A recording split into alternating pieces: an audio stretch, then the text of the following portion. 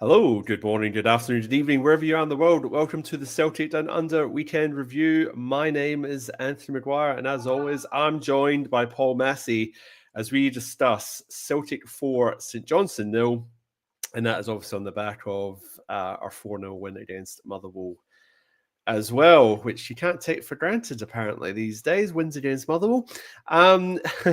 Plenty more on that later. Paul, how are you, mate? How was your weekend? I kind of feel like I've been on a very long weekend. I've had 5 days off. The only thing I could sort of distinguish days apart was days of the test match, which concluded today. Australia got the win against India. A little bit of VAR controversy there, but needless to say, a few Indians probably acting like a few Huns the week before last, but how was your Christmas break? And we haven't been on since Christmas, have we? Oh no, we haven't. So Merry Christmas. No, I think we said Merry Christmas on the last one, which is a week ago. And we'll be saying all the bit. Thank you for your support over the year, and we'll see you in the new year. Look, you're right. The Boxing Day Test match has been my only anchor to kind of reality and timelines for the last little while. I know you've had a bit of work in between. My first day back at work was today. So I've been off since the 20th. So that's a pretty long weekend, which has been great. Family, both local and from overseas. My mum's been over from Scotland and still is. So that's been good. Met my my second nephew, my wife's brother and sister-in-law. Had a little one a few months ago, so that's the first chance I've got to meet him. So that we've got to spend some time with them, and just generally been quite relaxed to the point where it sort of sneaked up on me that I was due back at work today, which was both good and bad. But luckily, I'm only back 2 days, and then I took the time after New Year because obviously there's a reasonably big fixture which will require the installation. Is it that big though? Well, we thought it was a week or so. We thought it was going to be big, didn't we? But the Daily Record thought it was going to be big, but it might become like a routine match against any other team in the league. But we thought it was going to be a very big game. It's still a big game, isn't it? And there'll obviously be the installation of a major hangover and then the recovery of that said hangover. So I've taken Thursday, Friday off work again. So I'm in today. I've been in today and tomorrow. And by in, I mean working from home. I'm not going to the office this time of year. So I was able to keep one eye on the test match. And if my wife was to give this commentary, she'd say more than one eye on the test match for a good chunk of the day. I did get some work done, which was good. We got obviously, we being the Aussies, got a pretty excellent victory, which was, I guess, at the start of the day, we were reasonably confident in, 60-40, 70-30. When we took the 3 wickets, I thought, here we go, we're on here. And then obviously Pant and Jesmal obviously stabilised the ship. They did. They went nearly 100-run partnership, which kind of almost derailed things. And then Pant. Well, it looked like it was cruising to a draw, didn't it? Which is on the back of, I guess, the best attended test match at the G ever, which is pretty incredible. I think it's the most watched test match, at least in Australia, ever. So it's pretty amazing few days of cricket. Apologies if you're not a cricket fan. me and Anthony seem to be kind of weird Scottish people that really enjoy cricket. And, but yeah, I think Pant getting out, thinking he wasn't playing at the MCG and playing at a smaller ground, and then they all fell in a hole, and they're all out 7 for 43, I think you said. So they fell in a hole and we won. So happy days, but it was a great finish. So that's since Boxing Day, that's been my way to tell what day it is. It was pretty good that I was able to work from home today. But yeah, really great few days. Cameo at work. I sort of reversed it this way. It's a two-day working week and a 5-day weekend again. So the reality of going back to work properly next week is I'm pushing that into the distance. But yeah, we've had some good games. We've had some good results. Our nearest rivals have apparently, or so-called rivals, have stuttered once again on the road. I read they've got a worse away record than Dundee, Hibs, and Aberdeen, inclusive. Aberdeen hasn't won since we beat them, have they? I think they've got 3 points out of the last 8 league fixtures. It's moved out to after last night, so they've 3 points from 24 available. Their form's fallen off a cliff. And yeah, I don't know what's going on there. Yeah, we gave them a bit of a thumping, but I feel like that. I don't know I really don't know how the wheels have come off that badly. They sort of they seem to have a reasonably tried and trusted formula. I haven't been paying that much attention to. Nearby. I must admit, it's probably exactly what's gone wrong. Have we looked at it, obviously, I've got friends and family up that neck of the woods, but there seems to be the usual reactionary stuff. Some people going, he needs to be sacked after what I made at the start, and then other people obviously going, screw the nut. Come on, obviously the wheels have come off a little bit, but we need to stick with it. They were probably punching above their weight, given how quickly he threw a squad together, and then obviously. I think I'll go the Maesh. They were outperforming their XG, and this is just the things are the things are coming home to roost, as it were. But John Clement's little comment here saying they'll come up again, but ended up flaccid. If only there was a wee blue pill for that, Paul, for the Huns. Anyway, so we pharmacist joke there if you're in the know. And then old man just saying here that the 6-0 humping at Aberdeen probably killed them. Well, yeah, we have that tendency to hurt teams. But then saying that, we spurred Motherwell on to they were 2-0 up at half time on the weekend. And had 2 goals. And 2 goals chalked off. Disallowed. Which, funnily enough, the BBC Match of the Day didn't cover. They covered Rangers' resurgent comeback, but didn't cover the chalked off goals. Interesting. It surprised me. Don't want to get into that narrative, but hey. But yeah, no, we are playing them on Thursday night.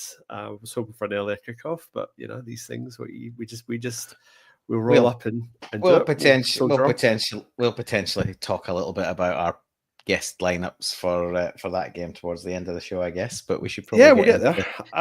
We should get into this one. I know. So St Johnstone last night, pretty easy viewing, I'd say. I lost my stream for about 15 minutes in the first half, so I was a bit annoyed about that. But from what I could gather, I didn't miss all that much. So we were just moving it around. And I guess the big inclusions of Alistair Johnson back into the team. We had Cal McGregor rested. Also Maeda rested. And then that brought Nicholas Kuhn back in. So immediately that right-hand side looking a lot more dangerous with AJ and Kuhn. And then a free-flowing midfield of Bernardo, Engels, and Hatate. Hyogo up front with Yang slotting in on the left as opposed to the right, and that's his third start in a row. What were you thinking, Paul? I mean, obviously St Johnstone bottom of the table, we're at home, obviously we're playing the Huns later this week, so you're thinking shuffle the pack around. I think for me the important thing was that AJ was getting minutes.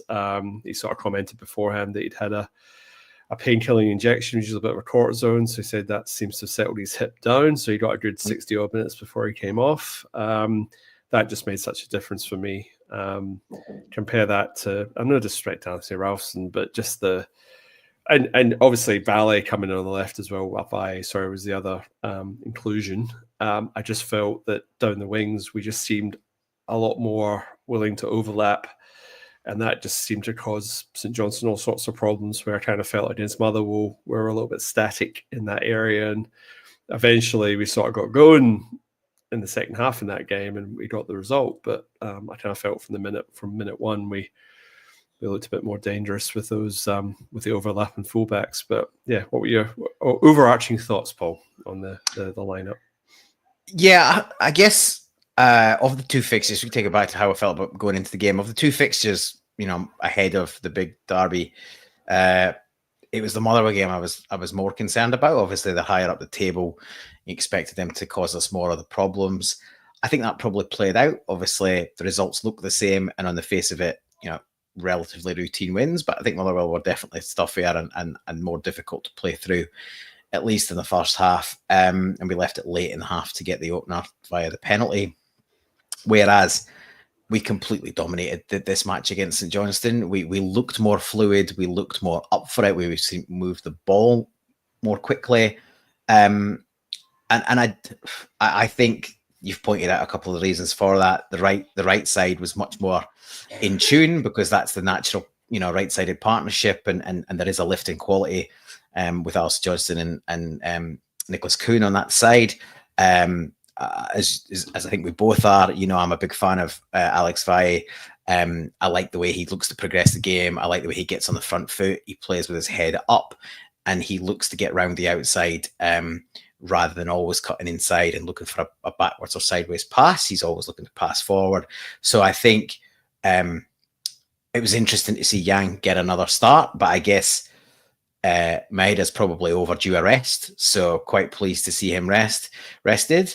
And with Vai playing on the outside, it probably gave Yang a little bit more support than potentially how he's been, with a second choice, defender behind him in Ralston, albeit that, he can get around the outside, but I think he hasn't really lived up to that side of his game, which he can do. And I thought the midfield was really dynamic. Obviously, Bernardo dropped into the deeper position that naturally McGregor would typically hold. But I just felt that because they're all just really good footballers, that it was just a bit more fluid in there. If Bernardo found himself higher up the pitch, one of the others took the responsibility to just kind of rotate through. And not that I'm going to sit and advocate for, Carl McGregor to step out of the side, but I don't think. And we're playing the bottom side as well. Let's not sort of muddy the waters there. But I thought this midfield looked great, and I think this, as this comment says, there's definitely an opportunity to rest Carl McGregor a bit more often, even without international football. He's now the wrong side of 30. You don't want to flog him. He has played a lot of football in the last decade, and there's an opportunity to just kind of give him a little bit more rest time, because that's the one part of the pitch where we're fully loaded. So I was really pleased with how we shaped up. At this time of the season, I've stopped guessing and predicting lineups. Although I will give you a prediction for the Rangers game, because I feel like we learned a lot from last night. So we'll get into that towards the end of the show. But like I say, 3 starts for Yang, a little bit surprising, but as it stands, there isn't really a whole lot of other opportunities there. I think it's quite clear that Palma's not favoured and will probably be leaving the club in January, I would guess, if we can sign a replacement winger with much more ability to push Maeda and Kuhn for a starting place. I think that's on the wish list if we get, and given who the players we've been linked with, some of which would be more likely than others, I think that's definitely somewhere we'll strengthen. So I think Palma will be allowed to leave the club. So Yang, with Forrest injured, Yang's really the third choice at the moment. If we do sign a winger, I think Yang will probably stay around for the second half of the season as a kind of fourth backup rotation in case Forrest doesn't really come in and get the other player up to speed. But I think following that, depending on how that goes, I think best case scenario for him is he probably goes out on loan in the summer, or potentially moves on from the club entirely. So, but that said, I thought he had a good game. I thought he had a good game last night. As well, I don't think anyone had a poor game. You could maybe say Schmeichel didn't do anything, except for the fact he played one of the passes of the match and one of the passes of the season, probably a volley out of hand, out to the wing to Kuhn and nearly set a chance off and running.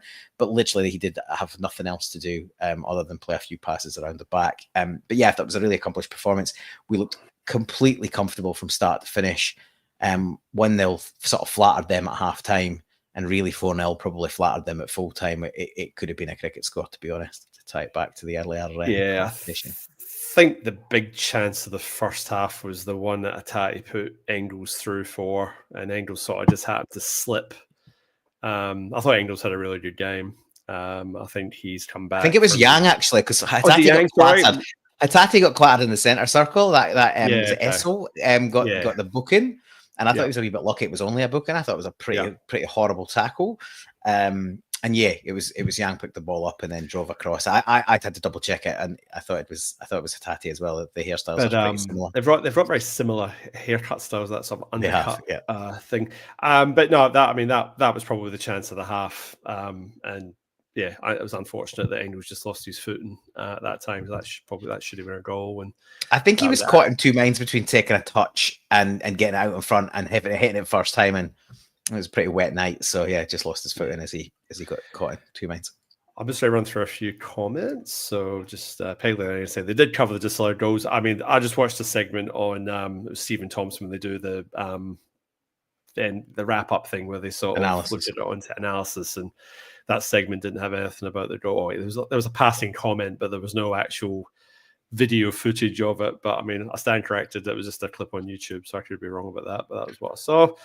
Old man saying 2 fullbacks were superb. I agree. I thought both AJ and Valle offered a lot. And I think, Paul, compared to Yang's 2 previous performances on the right with Ralston, I kind of felt that he was getting a bit of support, and having that overlap just gave him another option.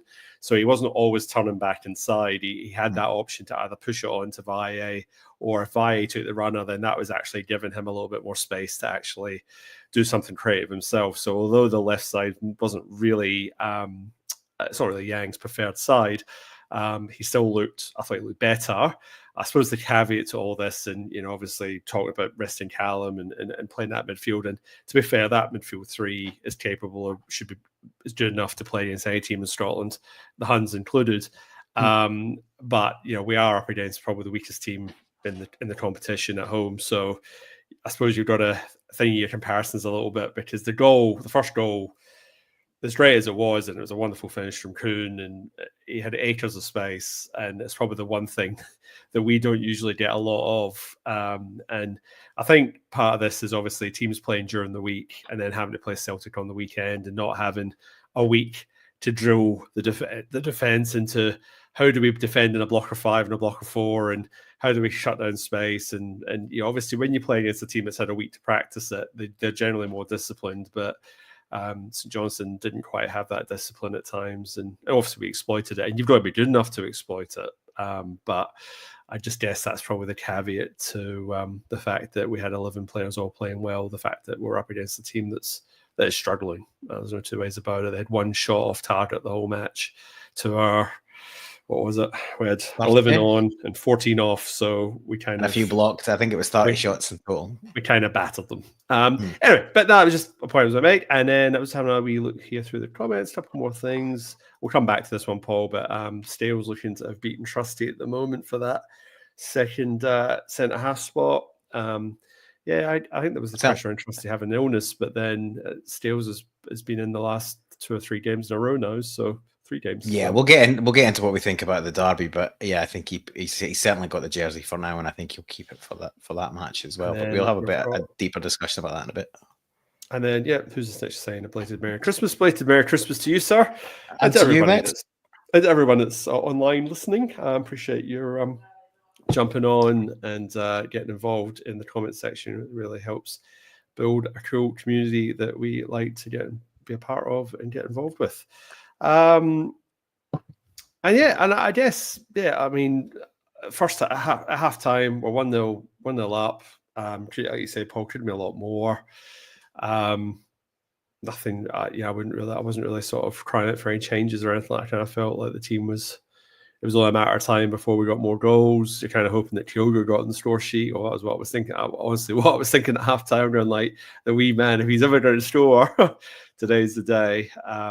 And thankfully, it did one fall to him. He had a wee sort of snap at one in the first half that he probably snatched at it a little bit. But yeah, great. The second goal was probably my pick. Bernardo, the way he sort of made that run, started it, got on the end of it. Obviously, unsuccessful with his shot. All the keeper could do was parry it down, and Shield was falling in, right place, right time. You see the relief on his face actually when he did put it in the back of the net.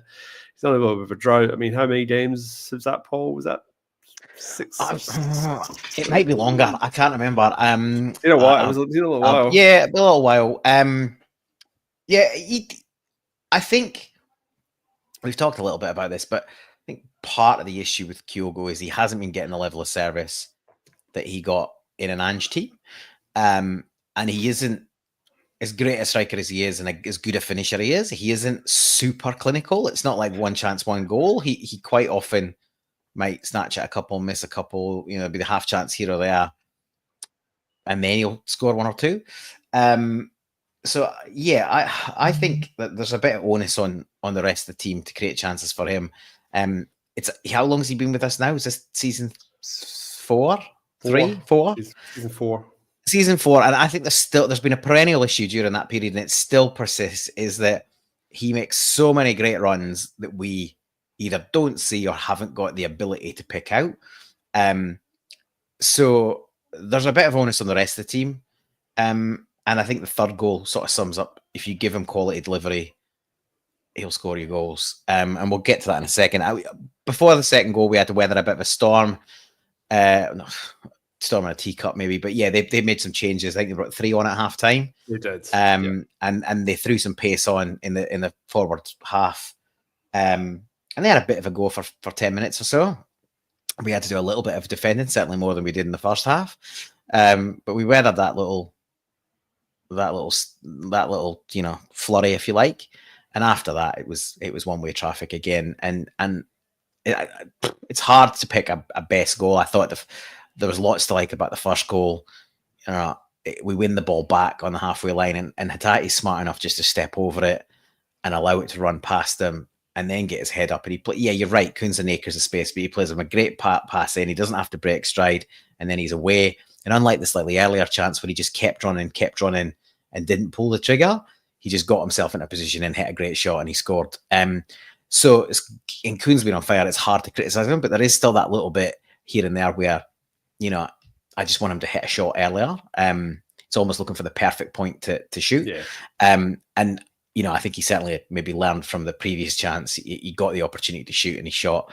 And it's brilliant that he's back in the team. I think we were all a little bit worried about that knee injury and see how it might flare up and pan out. But it looks like he shrugged it off, and we look a different team with him in the side, because he's just so direct and so dangerous, both assists and goals. But yeah, the second goal, it was a good looking thing as well. We tried a few corners in the first half, short corners, a bit more invention. Some of the short corners we played, are just like knock it off and then just start play again. But I thought in the first half we tried a couple of things that I don't know whether off the training ground or if they were just a bit off the cuff with the quality of player that was on the pitch. And we did it again for the second goal. And yeah, it gets shifted. I think part of it was the ball wasn't actually sitting. Like every time we tried to place it, the wind started blowing, so they just ended up taking short ones just so they could get. There was one point in the first half where Bernardo was holding the corner flag out of the way so he could get to it, and then he thought, and it kept moving, and he thought, that balls, I'll just nick it to you. Yeah. But prior to that, there'd been some really quite cute interplay that really probably deserved more. And then in the second half with the second goal, we get that opportunity. We pass it to the edge of the box. Bernardo then shifts it to. It's a brilliant one too. Like, what a goal it would have been if it actually came off.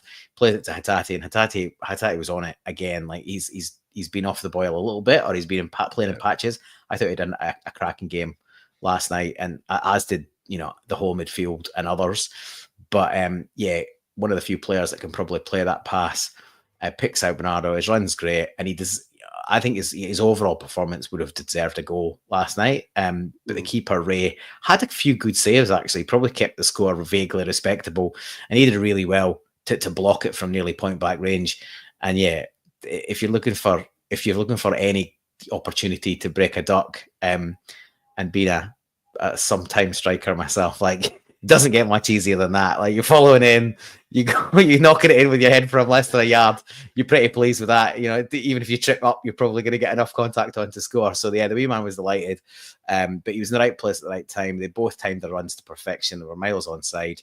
And yeah, at that point we'd already had the goal chopped off for the Kyogo offside. Yes. In the build up to the own goal. Which again was good work. Kyogo pulled wide and he slipped the ball into St Johnstone, and he did one of those classic marauding runs and smashed it across goal. And if you do that and you take the gamble, then sometimes you get a payoff. So it was a bit unlucky that we didn't get that goal. In fact, with that one, Kyogo, I looked at it a couple of times. He probably is off, but he was off the whole time, and he just took a step back on. And I reckon if that pass is held a fraction of a second later, he's onside. He was moving in the right direction where the back pass was in. So he was a wee bit unlucky. He'd recognised that he was off and he was trying to get back on. But yeah, by that point, it was literally just, chance after chance. And they were obviously just waiting for the next one. But the second goal was great. And then obviously it wasn't too long. We had to wait for a third.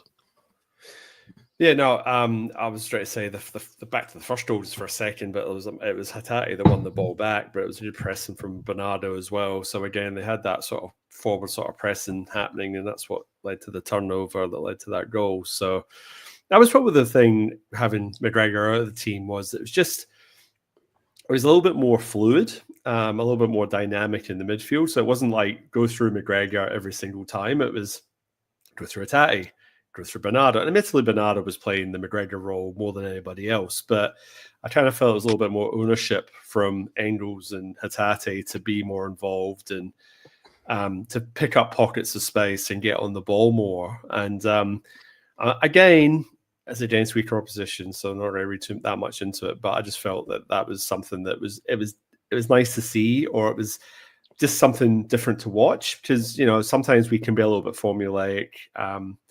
We're very reliant on McGregor. If he's on the pitch, there's a natural, because he's so good at that sort of quarterback role and keeping the game moving and just picking passes. There's a kind of tendency just to rely on that, and the natural thing to do is back to him. Then you're right. The risk to that is if he gets double teamed or like man marked, then all of a sudden we lose our way. We don't seem to have that tempo, and that was our biggest problem against the Huns last time, was that our midfield couldn't really get our foot in the ball, and it got very scrappy very quickly. Maybe we should drop him for the derby. Controversial. I am joking, but like you said earlier, that three in midfield could do a job on them easily enough. And you're right. That responsibility and ownership is definitely something we saw. And yes, weaker opposition, but they all stepped up. You could mess with Voldemort's head. You could mess with Voldemort's head when McGregor's on the bench, and he's like, "Oh, I was planning on playing against McGregor. What do I do now?" Yeah, he doesn't know what he's doing anyway. But yeah, it was just something where like it felt a little bit novel. And even when McGregor came on, it's still like the tempo in the game wasn't lost a bit, and it picked up the pace again to the final 20 odd minutes or so, 25 minutes. So yeah, it was just something you don't see it very often. He doesn't miss any games because of injury, or very rarely. He plays all the minutes. So it's just when you don't see him in the team, it's like, well, what's this team made of if he's not available? And like I said, last night they stood up, and it was just seeing. And like I said, I think Engels has come back a little bit fresher from his. He's a little bit of a drop out of the team for a little bit, and that's more the Hatate that we want to see. And that's the thing, is that Hatate is probably the closest you've got to like an Encham at the moment, where like he can be off the boil at times. I still think he's a better player than Cham, and doesn't go off the boil anywhere near as badly as Cham. But that was the sort of comparison that sort of springs to mind, because on his day that guy was unplayable as well, but he just had more bad days and good days sometimes, and sometimes he couldn't be bothered. But I think with Hatate, it's just if he's on it, he's on it, and I'm hoping he's going to be on it on Thursday night, because we're due a pump into that lot, and the fans are crying out for it, and it'd be nice to do it. It'd be even better to do it on their home patch, but I really think we could get at them, but we need a fast start. But I'm jumping ahead, Paul. I'm jumping ahead. We're getting excited. I know we're excited. So we scored our second goal on the 59th minute. That was Kyogo tapping, and then on 64 minutes, Arnie Engels sets up Kyogo to make it 3-0, and that's Kyogo's brace, and he gets hooked off about 3 minutes after that. Paul, the third goal, just talk us quickly through that one, if you don't mind. Yeah, for me, it's I love this kind of goal. Engels, he's coming for a bit of stick. He's a young player. I think the manager's handled it really well, actually. We've got depth there, so he's taken him out of the firing line, allowed him, but not completely dropped. Like, he's not been dropped. He's just been rotated. He's had game time from the bench. And yeah, he's come back in and played, 2 games from a start and put in really good performances.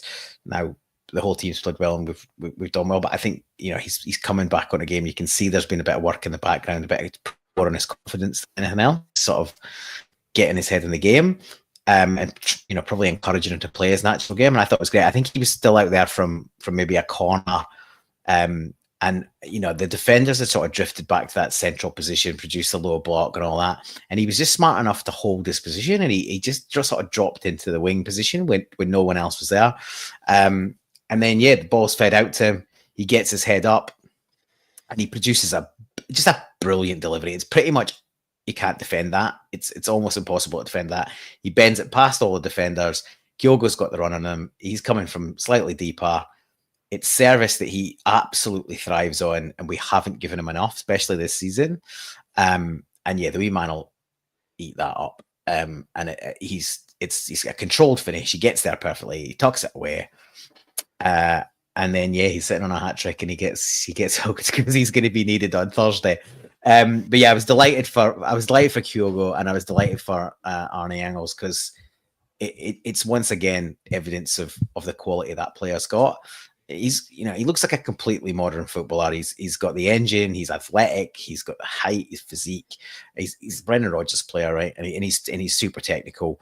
And it unsurprisingly, he hasn't just walked in and been a 10 out of 10 every week.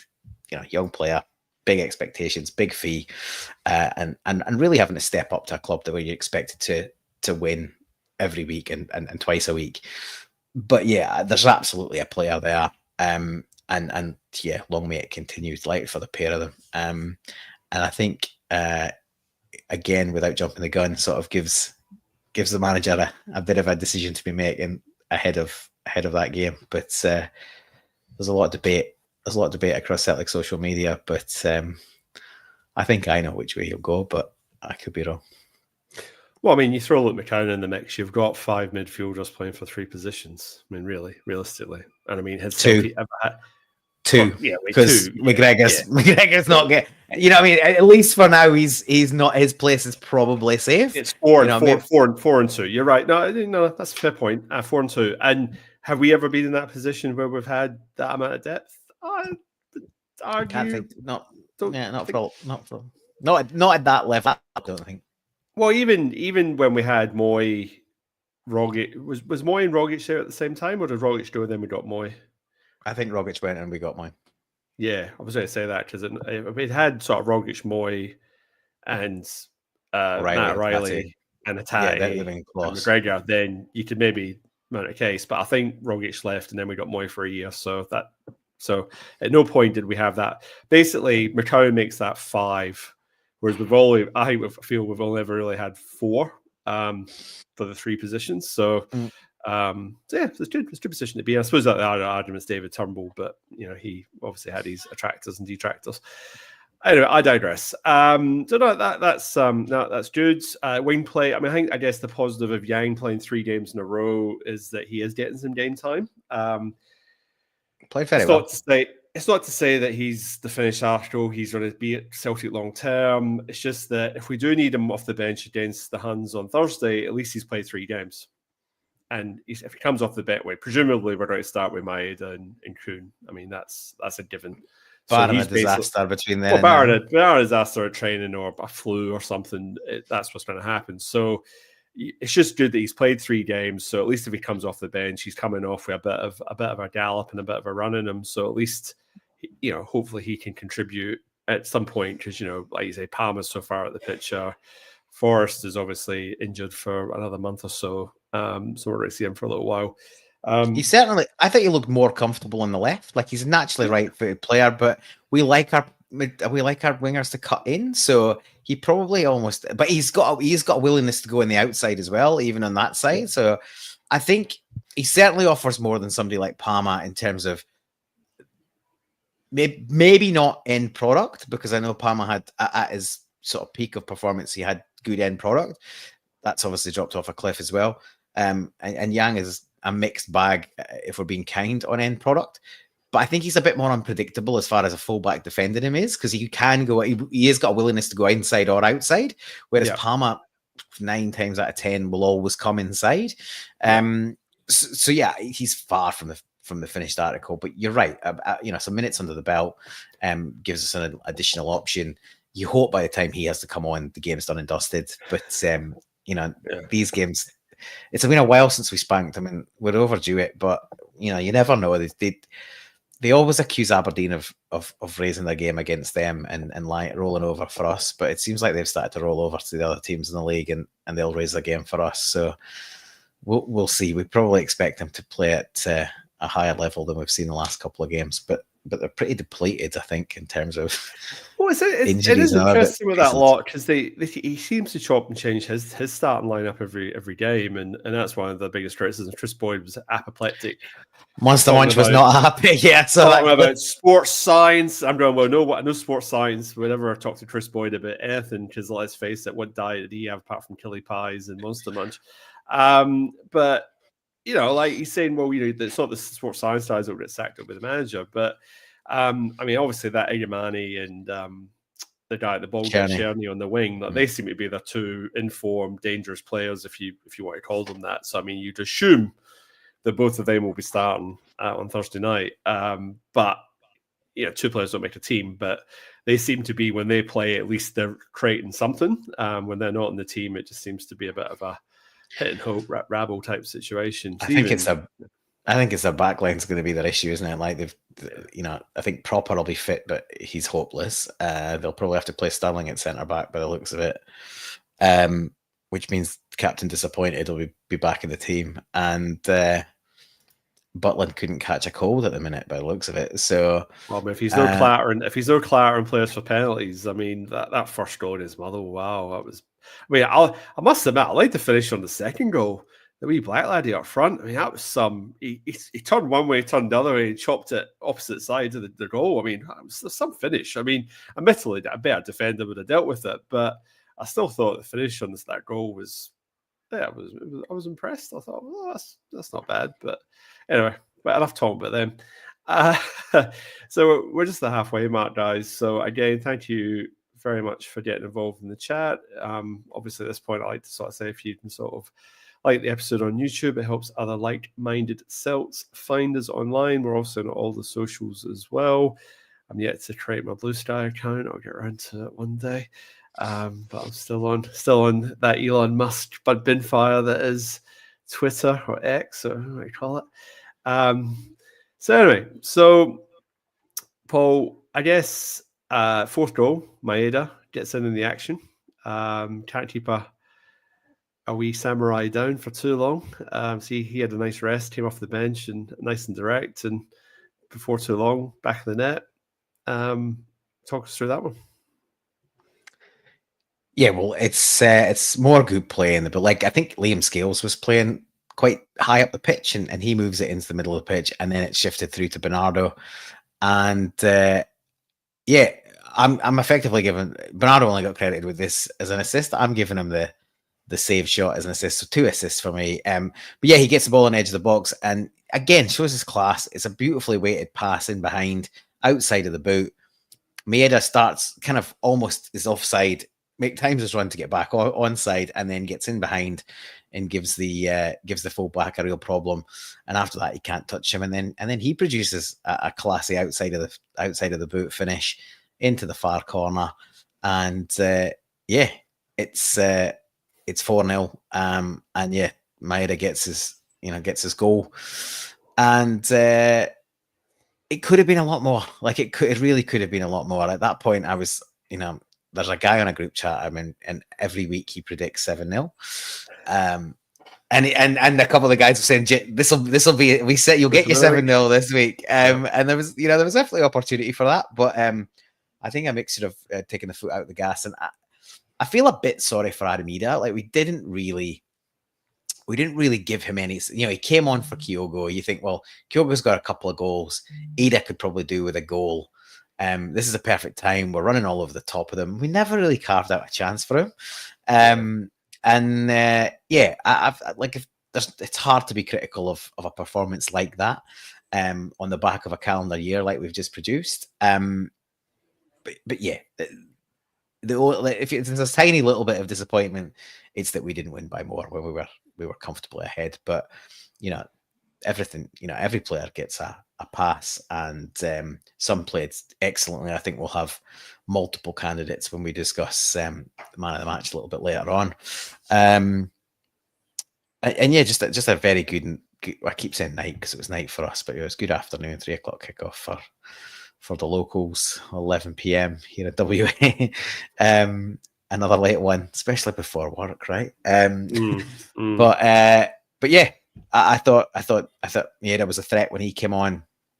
But I don't know how. Which way? What are we going to do? Are we going to talk about what we think is going to happen in the lineup for the Rangers? Or are we going to cover the match? We're going to circle back to that later, or I would do man of the match now, and then they can move on, and then we've got 20 minutes, so plenty of time. So yeah, we might as well. Man of the match. I'll let you go first. I think I went first last week, so you okay. First. Well, lots of candidates. I think our friend Sean, who still occasionally joins us, would absolutely berate me if I consider Kyogo for man of the match, even though he scored 2 goals, because you don't get man of the match just for scoring goals. But he'd definitely be in the mix. He's producing, so there's opportunity there. I thought the midfield, we've touched on it a wee bit of length. The midfield were all excellent. I think they're all candidates for man of the match in their own right. And then Nicholas Kuhn looked great and got his goal. And as you touched on earlier, both the fullbacks were great too. Ali Johnston was back up and down there and causing real threat. And I thought Alex Valle was very accomplished and looked good too. For me, I'll agree with the sponsors. I agreed with the sponsors on the Motherwell match, and I agreed with the sponsors for this match. And in both cases, my man of the match was Arne Engels. Very good. I wasn't sure who the sponsors man of the match. I know he got the man of the match for the Motherwell game as well. He did, yeah. Yeah, he did, yeah. So I knew that. I wasn't sure about last night's game. I can definitely sort of make a case for Arne Engels, but I'm actually going to go with his midfield counterpart in Rio Hatate. I thought Rio had a really good game, and again, I think you can make a case for about half the team, if I'm being honest. I think on another day, you could definitely say Kuhn could have been man of the match. It's like every time you got the ball. I feel sorry for Bernardo, because I thought he had an excellent game. He was asked to drop in. He didn't do anything wrong, and he, like I say, I'm putting him down for 2 assists because he's pretty unlucky not to get his goal, and without that shot and save, Kyogo doesn't get that. Yeah. So yeah, midfield were great, but yeah. We're split. I thought Hatate had an excellent game as well, and just like starting to see a little bit of the stuff that not many others produce. Although obviously we saw a cracking delivery from Engels for Kyogo second, and Hatate had a lovely pass for the first, and then obviously the chip across pass for the Bernardo chance that Kyogo had tucked away. So yeah, not too many arguments. Yeah, I think there's definitely a top 4 there you could easily pick. Your 3 midfielders and Kuhn. I think you could definitely mount a case for. Probably leads us into the biggest part of the debate for the starting lineup on Thursday. McLaughlin P got a head start on us here in the chat. He's picked his back 5. Schmeichel, no controversy there. AJ, again, no controversy there. CCV, no controversy there. Stales and Valle would be his starting back line. I must admit, I'm leaning towards Valle myself. Greg Taylor, the last game, just blew a bit hot and cold. And yeah, he redeemed himself with the goal, but he also gave away a goal and could have given away another goal. That basically created that 4-1 that CCV had to mop up. So I'd be going with Valle. I thought he just offered a bit more on that overlapping wing situation. But Paul, thoughts? So if it was my decision, I agree with you. I'd pick Alex Valle. I might be wrong, but I don't think he's going to get the nod. He played the full 90 minutes. The gaffer still rates Taylor. He's very defensive of him. He gets him in. He's usually in for the big games. And there's a lot of onus on these type of fixtures on people that have been over the track plenty of times before. So whilst I would pick Valle to start, I think Greg Taylor will get the nod. Unless, of course, this has been the push that he's made his decision, and actually Greg Taylor, and maybe Greg Taylor is out the door if he's not signing a contract, or we know his time's coming in, and this is him getting 90 minutes under his belt before he has to play a big game. There is a potential for that. But I don't think that's where we're going to land with this. I think it'll be Greg Taylor. I think Vi does offer more. Not only did Taylor have the issue in the cup final, he nearly caused a goal against Motherwell with a near identical mistake where he played it square across the back line and they had a break, and luckily it didn't cost us a goal this time. It was the exact same mistake pretty much the next but one fixture. So yeah, I've got my reservations about him, but I think hopefully the rest of the team is strong enough. But I think Taylor will start over Vi, unfortunately for me. I think you're right on. I think the guys calling for or suggesting Scales will start. I think he's just probably snuck in and kept the jersey. Yeah, he's obviously Trusty's coming off illness. We don't know how far past that illness he is. He got withdrawn in the cup final against Rangers, which we thought was injury related, and we later found out was tactical. And since then, Scales has been extremely solid and retains the jersey. So you would think going into a game of kind of this kind of importance, really it's a chance to bury them and potentially win the league there. And then you'd think 17 clear if we win that. I think Scales will get the nod. I don't mind Scales against the Huns anyway, because usually he puts in a good defensive shift. So the need for him to play out the back is not as less so, or it's less. And they'll at some point, if not the majority of their attacks, they will chuck balls in the box and they will try and go aerial and shot, put us under pressure in that way. And he thrives on that. That's his bread and butter. He's great in the air. He's good at getting out and blocking it and putting his body on the line. So yeah, I'm pretty sure that he will do a good job for us, and I've got no reservations about that. But I'm confident he will start, given how things have shaped up over the last few weeks. Okay, so we've agreed on a back five. So that takes us into a midfield poll. So obviously we're both agreeing that Callum McGregor will start. And there's absolutely no doubt. So then the question is, who are the other two? So I'm straight to say I think it should be, and I think it will be. Actually, no, I don't. I think it should be Bernardo and Hatate, but I think he might go Hatate and Engels because he took Engels off and he let Bernardo play 90 minutes, which he doesn't normally do. Mm-hmm. So I think Bernardo could be the one that misses out, even though I thought he had a really good game on yesterday. I mean, they all had good games, but I thought he was very good in that role. So, but maybe he wants to keep him in reserve for if we need a bit more dig. Thoughts? Yeah, I agree with you. I think he's basically showed his hand with how he's managed the squad. That's why I think Vi won't start. I think he's played 90 minutes. He's given Taylor a full rest. I think Taylor will come in. And for the exact same reasons as you've mentioned, I think Bernardo plays the full 90 minutes. Engels gets the nod. Whether that was sort of all predestined and designed or decided prior to the match, or whether his performance in the first 60-odd minutes sort of gave him the edge, hard to tell. It's really tough on Bernardo, and I've had a bit of dialogue with one of my mates from Scotland about. Just on Twitter earlier on about this, and I said I think it will be Engels that gets the nod and Hatate will start as well. And he said he'd play Bernardo, and you can make a case. And he said he's got more experience in the fixture, and Engels has only had a couple of good games against weaker opposition, which is you can absolutely make the case in both directions. Bernardo has really stepped up in this game. He scored goals. He's been a crucial player. He obviously had the shot for the cup final that. In the run that ultimately won us the cup final when it broke to Ida and he tucked it away. Look, I'm not disappointed whoever gets the jersey in this one, but I just think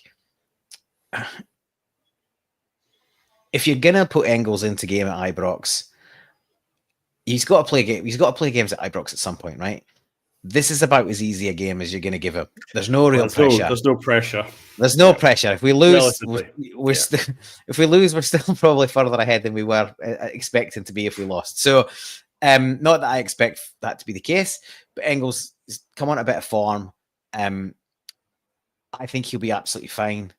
It is a bit harsh on Bernardo, but it's not an 11-player game anymore.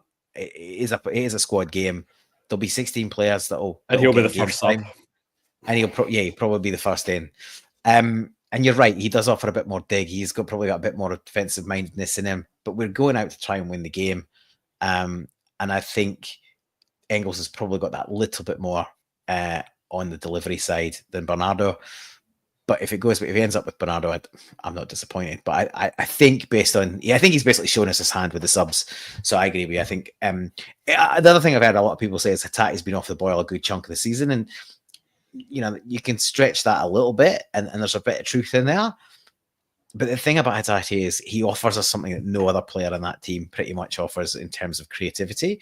And he looked on it last night, and yes, it's against the bottom of the league team, and there's just been a couple of little signs that his form is returning. So I think on that basis, you would always pick him as the person that could potentially unlock them, along with, say, Nicholas Kuhn. So yeah, I think that will be the starting midfield trio. And I've just jumped the gun on our front three there, but I think we're both in agreement. Maida, Kyogo, and Kuhn. I don't think there's any arguments about that. And I think that picks itself. No straight to Adamida. I just think that he'll go with Kyogo in that fixture. He's got the pedigree, and Ida will be handy to bring on at some point if we're either chasing the game or we're defending a lead and we're leading to go a little bit more route one, a little bit more direct. Absolutely. Look, on the back of 2 goals and a pedigree that he's got against them, you're always going to start Kyogo. Ida's got a pretty good record in the fixture in the few games that he's played, so you've got no concerns about him coming on. He turned the game back in our favour at Ibrox, last season in that when they won the game 3-3. He obviously had a crucial goal in that, even though it ultimately was a 3-3 loss. So again, I think he'll get game time. Of course he will, but Kyogo's got to start.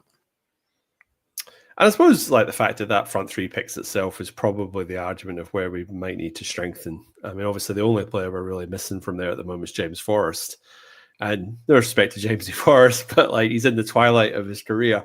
So I dare say there's an argument to be made for another left or right-handed sided winger, or a winger that just sort of floated in either position. But I kind of feel like we're one good player short. And like you say, it'll be a case of Palmer moving on. And I know those Atlanta over in the MLS are floating around at the moment, so there's every possibility he could end up over there, which probably would suit both parties, I would think, because I don't think Rodgers rates him. So, well, we talked about this. He's a square peg in a round hole. I think he's got talent, but for me, he's a 10. He's not really a winger. And we don't play with a single 10. It's a bit of a luxury in our squad. So he doesn't really fit if Mahesh was on, which he doesn't seem to be on tonight, he would be telling us about his, stats and his end product. And that's all valid, but he doesn't really fit our system. And he's too predictable, and he's become too predictable. So yeah, I think unfortunately for him, it's not worked out. And he will undoubtedly be moving on if we can. And that's a fair point that McLaughlin and P's making here, is that technically they really can't play for a draw. If they've got any real serious aspirations playing at home, they're going to have to try and come out as an attackers. I don't think they will. I think they'll still play. It's suicide. It's suicide for them to come out and have a go at us. So they have to win the game, but they can try and win the game by nicking something off a set piece or on the break. I just don't think they'll come out and have a proper. They won't go toe to toe with us. They can't live with us if they do that. They can't live with Motherwell, and whoever it was that beat them the other night. St Mirren, yeah. So they can't. If they can't live with St Mirren and Motherwell, trying to take the game to them, I can't see them trying to take the game to us. They'll do the usual. There'll be a dirty game. They'll try and put physical pressure on us, and they'll hope to get something off a set piece or a counter. But hopefully, we've got too much for them. The other interesting thing was that that's Rangers only won 1 in the last 5.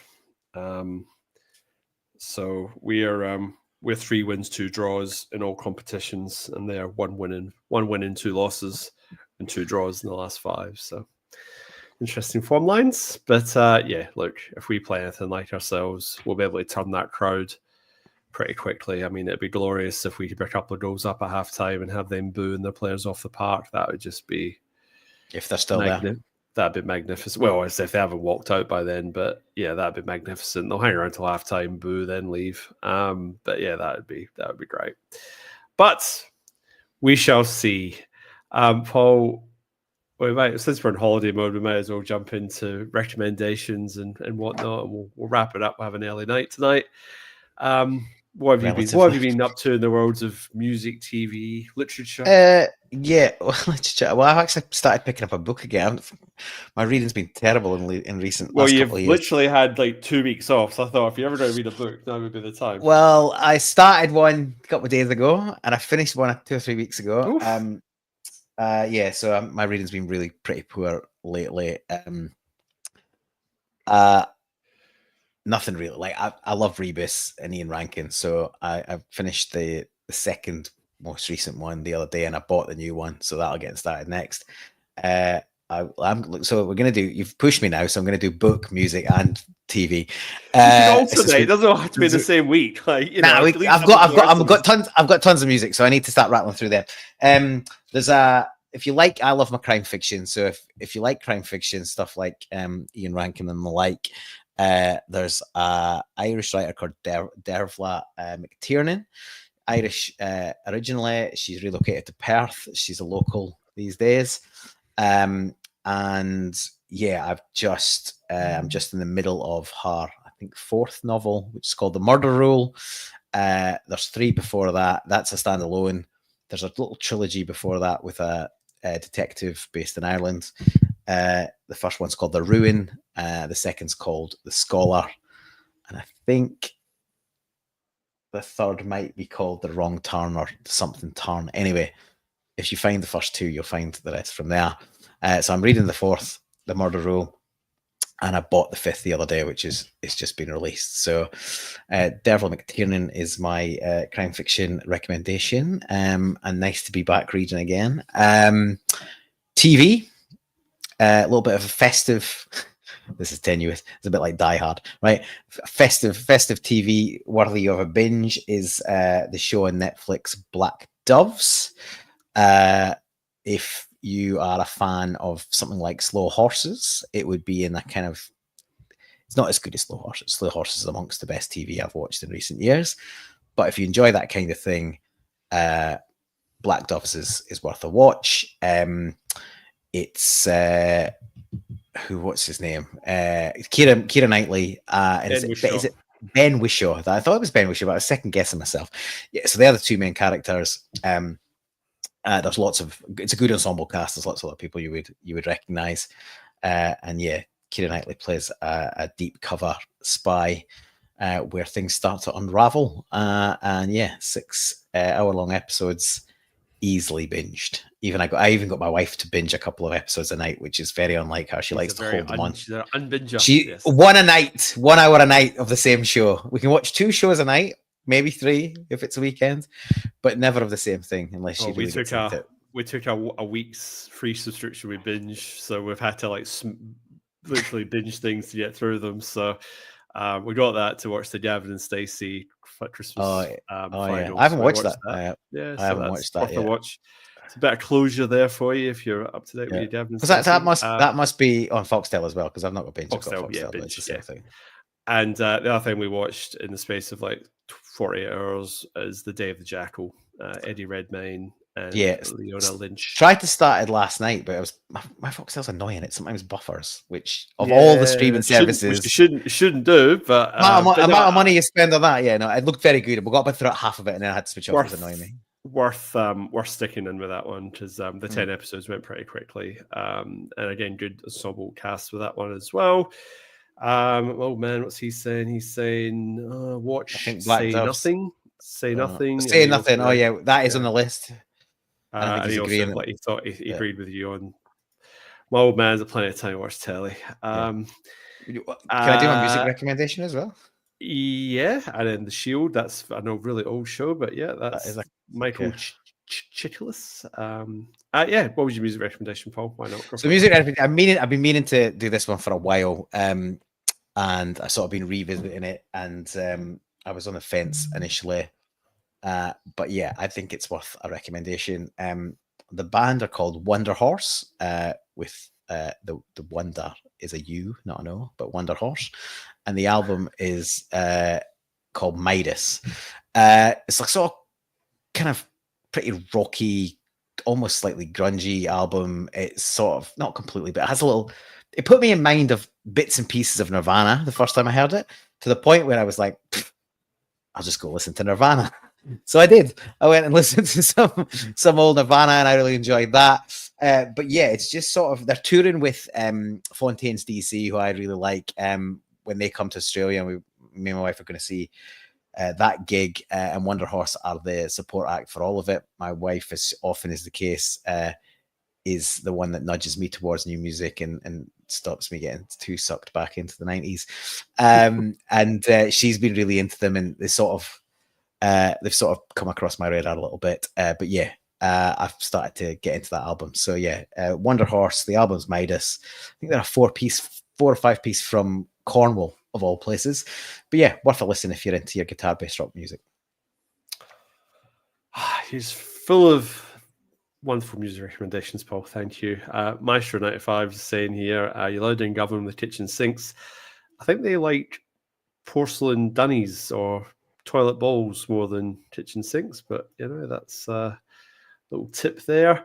And then Moroccan P just saying here, it could be a 20-point gap by Sunday nights. It could well be. Yeah, you called the season a long time ago, Paul, and regardless of the result on Thursday night, I say it's irrelevant, but obviously you just want to remind them who the best team in Glasgow and who the best team in Scotland is, for that matter. So hopefully we get a good result. Celtic Club, is that the plan? Or are you doing it at home? Yes. Yeah, it is. My old dear's desperate to get to she's out desperate to get to the supporters club. So full experience. So we will we'll catch up offline, but yeah, that's the plan. So yeah, I will see you on Thursday evening, ready and waiting for another late kickoff at the club, but it'll be hopefully worth our while again. Fingers crossed there. Thank you everyone for getting involved in the comment section. We had a good turnout there at one point or another, so thank you for everyone that stayed with us and sung in the comments section. We'll be back next Monday night. I think they might try and keep to this time zone, so we'll probably stick to 8 p.m. Western Standard Time. I'll just need to get my skates on home from work, but that's okay. That's my problem to deal with. As we'll be looking at Celtic versus St Mirren. Obviously, we'll be touching on. We might mention the derby. We might mention the derby, but hopefully we want to mention it. So we're correct. Yes, exactly. But technically, we will be covering the St Mirren game because that is the weekend fixture. The game's coming thick and fast, as that old cliche goes. But we'll definitely be having a good old laugh at the Huns as well, hopefully. Thank you, Paul, again. I guess it is probably a timely thing to sort of say thank you, everyone. Happy New Year for when it comes around. It's been great. It's been another year. Celtic's had a very successful year this year. Only 2 losses, one to Hearts and one to one of the European teams. Dortmund. So 2 losses in the whole calendar year is quite incredible. 3 trophies, probably our most successful calendar year in the modern era. Remarkable achievement and something that's probably not really covered or talked about much in Scottish media. Funny why that is, but again, it could be a whole podcast in itself. So it's a bit of a shame you just mentioned it as we're closing up, but no, it's been a successful year.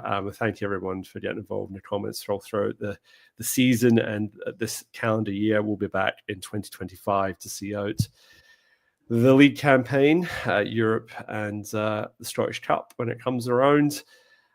Paul, pleasure as always, and all that's left to say, mate, is hail, hail. Hail, hail. Happy New Year.